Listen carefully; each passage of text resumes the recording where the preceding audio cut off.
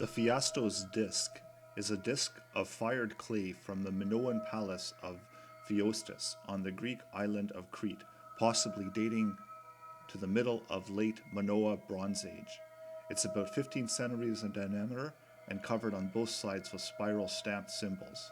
Its purpose and meaning, and even its original geographical place of manufacture, remain disputed, making it one of the most famous mysteries of archaeology.